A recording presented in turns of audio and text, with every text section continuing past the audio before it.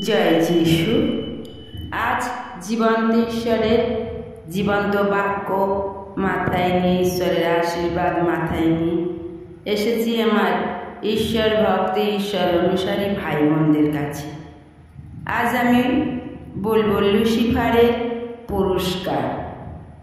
দাহ, ঈর্ষা, জ্বলন, এই শব্দগুলি যেমন ভাবে আমরা শুনি এবং এই শব্দগুলি আমরা শুনে ভয়ও পাই।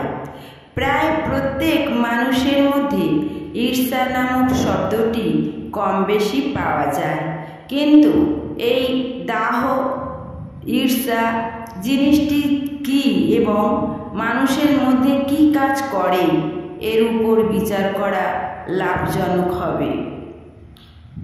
প্রত্যেক মানুষের জীবনে যে আশীর্বাদ, ভালো, সুখ সুবিধে এবং পদ প্রাপ্ত হয়, কেবল তাতেই মানুষ সন্তুষ্ট হয় না, বরং সে চায় যা আছে তা সব যেন তার হয়ে যায়। এই লোভ মনে আসার ফলে মানুষের যে অতৃপ্তি, জ্বলন এবং প্রেমহীনতার ভাবনা জাগে তাকেই আমরা দাহ অর্থাৎ ঈর্ষা বলি।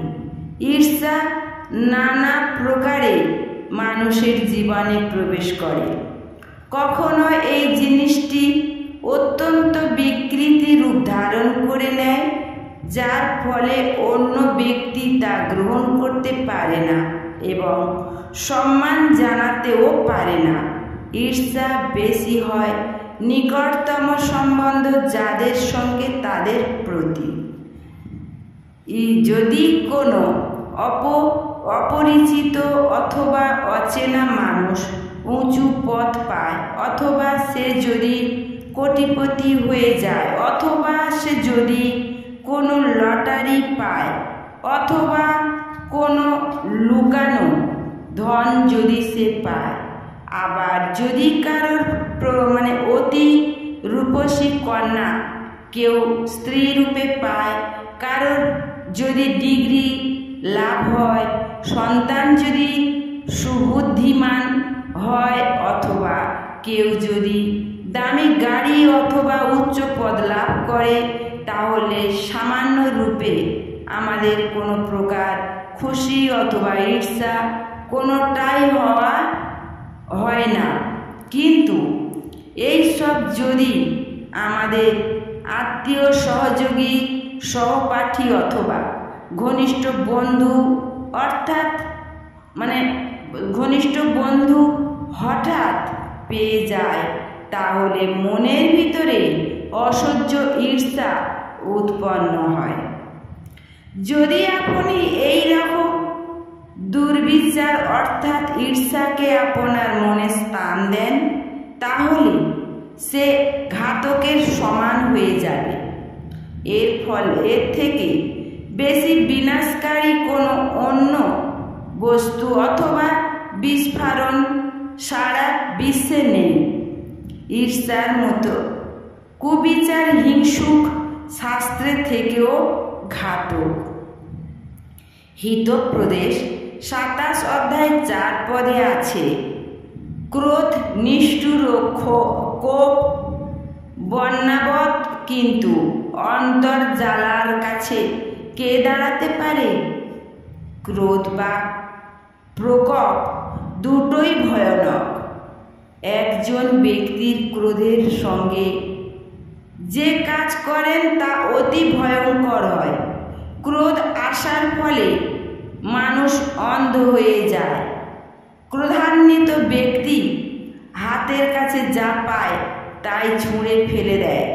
হাতের কাছে যে জিনিস পায় তাই দিয়ে অপরের মাথায় আঘাত করে। এমনকি ক্রোধের বশে জীবনও নিতে পারে কারোর। ক্রোধী মানুষ যা ইচ্ছে তাই করতে পারে। অন্যজন তার থেকে সাবধান থেকে নিজেকে রক্ষা করতে পারে, কিন্তু দাহ অর্থাৎ ঈর্ষার সামনে কেউ দাঁড়াতে পারে না। কেননা এই ভাবনা অত্যন্ত ঘৃণিত পদ্ধতিতে কাউকে ক্ষতি করতে উদ্যত হয়। সে এমন পথ বেছে নেয় যা চিন্তা করা যায় না। এটি অত্যন্ত ভয়ঙ্কর এবং আকস্মিক ভাবনা। এটি ঈশ্বরের বাক্য বলে আমাদের। গালাতীয় পত্রের 5 অধ্যায় 21 পদে বলছে, দাহের ব্যাপারে বলা হয়েছে যে এটি কোথা থেকে উৎপন্ন হয়। বলা আছে যে দাহ হচ্ছে শরীরের কাজ, যেমন আমার কাজ, এই সবের থেকে দাহ উৎপন্ন হয়।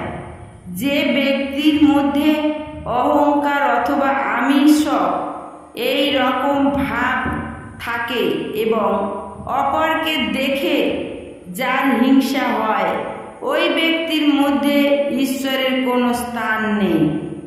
খারাপ প্রবৃত্তি এবং খারাপ চিন্তাধারার মধ্যে যে সব সময় বিচরণ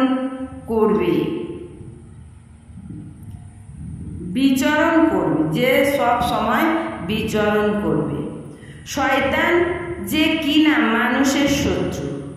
ওই ক্রূর ধোঁকাবাজের সবচেয়ে বড় বিশেষত্ব হচ্ছে এই যে ঈর্ষা সৃষ্টি করে। ঈর্ষা হচ্ছে শয়তানের স্বভাব। তার দ্বারা এই দুষ্ট স্বভাব মানুষের ভিতরে বয়ে আসে। ঈশ্বরের সমস্ত সৃষ্টির মধ্যে লুসিফার ছিলেন সব থেকে সুন্দর। সে শয়তানের মহিমা এবং তেজকে দেখিয়েছিলেন। ঈশ্বরের মহিমা দেওয়ার জন্যে তাকে বিশেষ রূপে নিযুক্ত করা হয়েছিল। আরাধনা এবং স্তুতি পান যে ঈশ্বর, তার প্রতি সে ঈর্ষান্বিত হল।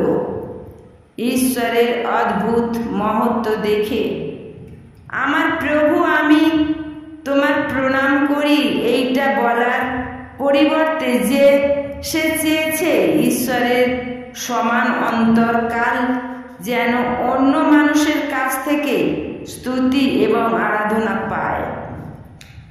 এই ঈর্ষার কারণে সে স্বর্গ এবং পৃথিবী দুটোই সবচেয়ে বড় বিশ্বাসঘাতক হয়ে গেল।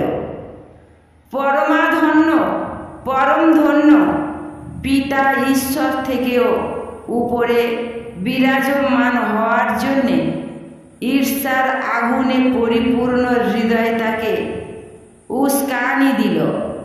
ফলস্বরূপ লুসিফারকে স্বর্গ থেকে বহিষ্কার করা হলো। ঈর্ষা তাকে শয়তানে পরিণত করল। নিজেকে পরীক্ষা করে দেখুন যে অন্যের ভালো হলে আপনার মনে ঈর্ষা হয় নাকি না। আপনি হয়তো জিজ্ঞাসা করবেন যে আমার হৃদয়ে ঈর্ষা আছে, তা কিভাবে বুঝব? এর জন্য একটা উপায় আছে। প্রতিদিন অন্য লোকের ব্যাপারে আপনি যে কথাগুলি বলেন তা আপনি একটি টেপ রেকর্ডারে টেপ করুন। রাতে শুতে যাবার আগে একবার শুনুন।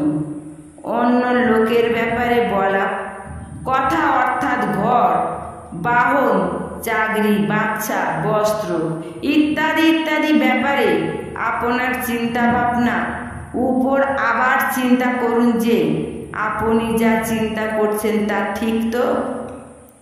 আপনার বলা কথা ঠিক ছিল না, এটি আপনি জানতে পারেন। অন্যের ভালোর ব্যাপারে তো আপনি কমই বললেন না। প্রতিটি কথায় আপনি তাকে ফেলে দেওয়ার কথাই বলেছেন। সে আপনার প্রতি কোনো প্রকার খারাপ ব্যবহার করেনি, কোনো রকম ঝামেলা তার সঙ্গে হয়নি, কিন্তু তা সত্ত্বেও আপনি তাকে আঘাত করলেন কেন? আপনি হয়তো জানেন না আপনার এই কথায় কত খারাপ হতে পারে। আপনার সিদ্ধান্ত, আপনার জীব, আপনার হৃদয় শত্রুকে যে শয়তান বলে আপনি সঁপেছেন।